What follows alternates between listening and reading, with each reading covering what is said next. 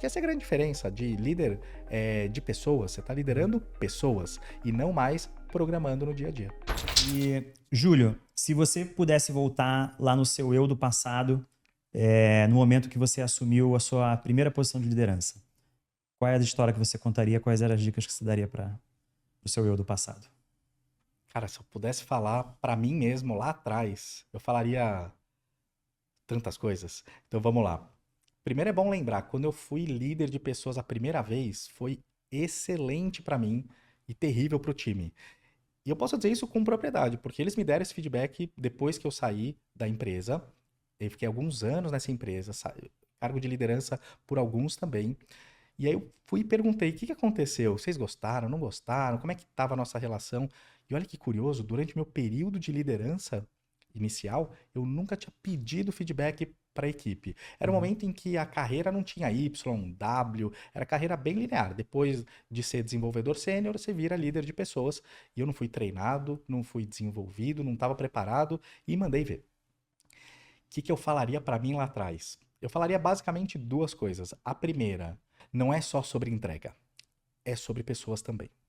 Não é só sobre entregas, quer dizer, claro que a entrega é importante, claro que entregar o software é fundamental, mas mais do que isso, pensa um pouco nas pessoas que estão fazendo isso, vê o contexto delas, tenta descobrir como que está o dia a dia, se elas precisam de ajuda, se elas são felizes, estão se desenvolvendo. De novo, não é que entrega não é importante, é claro que ela é importante, ela é fundamental, mas além da entrega, pensa também nas pessoas. Essa é a primeira coisa que eu falaria para mim lá atrás. Mas eu falaria uma segunda também, que na época não era tão comum falar disso, hoje em dia é mais comum, que é você não tem que saber mais do que os outros.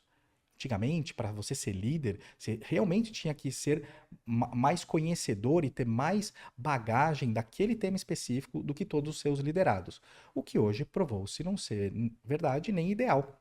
Então, não é um líder técnico, não é um gerente de desenvolvimento que vai saber desenvolver um software melhor que um desenvolvedor sênior, do que um especialista. Na época a gente achava que precisava. Então, lá atrás eu falaria para mim mesmo, você não tem que saber mais do que o seu time. Desenvolva eles, mas não precisa continuar estudando tecnologia sem parar, como se você fosse um desenvolvedor. Então, são essas duas dicas que eu daria para mim lá atrás.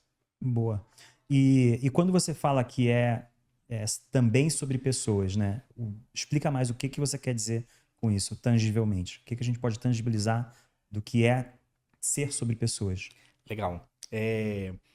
Quando a gente fala de liderança de times de desenvolvimento, normalmente o objetivo de um time de desenvolvimento é desenvolver software. E no final do dia tem que entregar um software.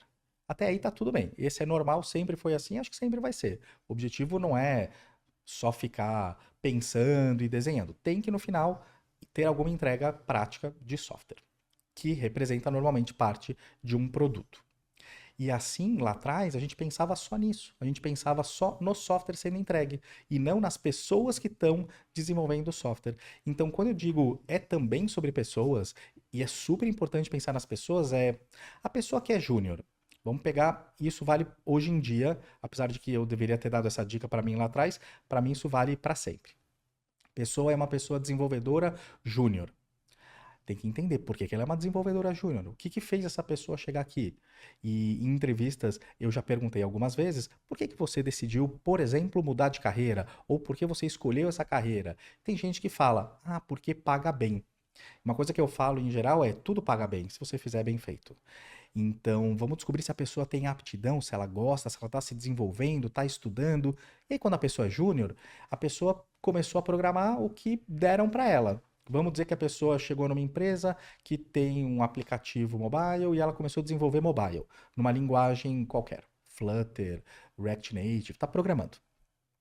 Será que essa pessoa não seria mais feliz e não se desenvolveria mais se ela trabalhasse com back-end, fazendo alguma coisa em outra linguagem? Será que ela seria uma pessoa mais feliz e se desenvolveria mais trabalhando com banco de dados ou com infraestrutura? Então, conversar com as pessoas, para mim, é fundamental. Então, o que eu falaria para mim lá atrás é conversa individualmente com cada um.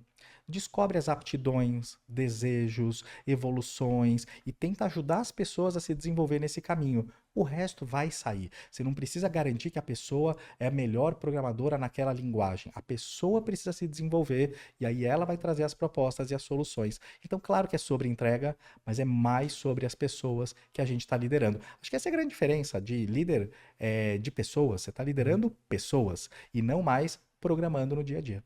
Boa.